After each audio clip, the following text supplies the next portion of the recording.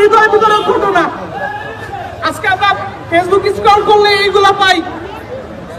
আজকে আমরা ইফতারি সামনে নিয়ে বসে থাকি, তারা জানাজার জন্য বসে থাকি, কখন আমার বাবার জানাজা হবে, কখন আমার বাচ্চার জানাজা হবে।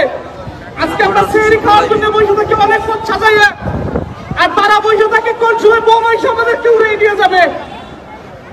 আজকে আমরা ফ্যাশন দেখানোর জন্য বারবার আমরা হজে যাই, আর তারা একটা রুটির সাথে ছোট ছোট বাচ্চারা ইফতারিতে সেহরিতে একটা রুটির সাথে গরুতে যে ঘাস খায় সেই ঘাস রুটির সাথে পেঁচাইয়া খায়।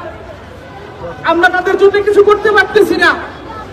কিয়ামতের দিন যদি ফিলিস্তিনিরা বলে আল্লাহ আমি একটা ছিলাম, কেউ আমার সাথে ছিল না, কি জবাব দিবেন তখন?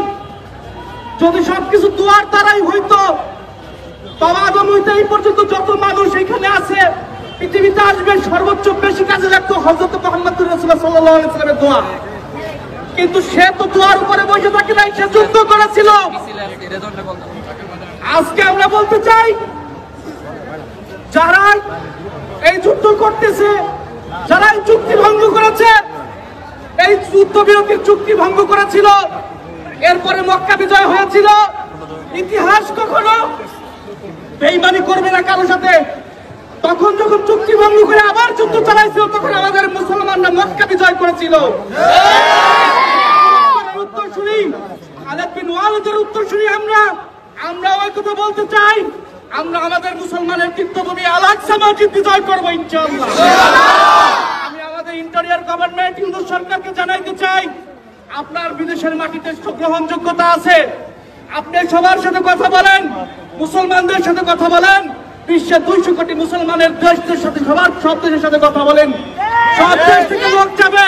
আমি আমার বাংলাদেশের থেকে প্রথম যুবক যে শহীদ হওয়ার জন্য প্রস্তুত আছি, আমরা যে কোনো সময় ডাক দিলাম ইনশাআল্লাহ ফিলিস্তিনের জন্য যুদ্ধ করব।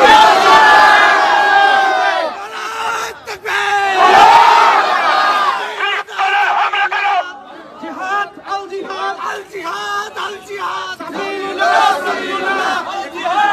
এই বাংলার মাটিতে কোটি কোটি যুবক আছে আপনাদের সাথে। এই ইউনূস সরকার যদি ডাক দেয়, বইলে তাদের সাথে তাল মিলিয়ে ইনশাআল্লাহ যুদ্ধের ময়দানে উপস্থিত হবে। এরকম ভাবে প্রত্যেকটা বিশ্ব, প্রত্যেকটা দেশের থেকে যদি আমরা এইভাবে নিতে পারি লোকজন, তাহলে ইনশাআল্লাহ খুব বেশি দেরি নেই আল আকসা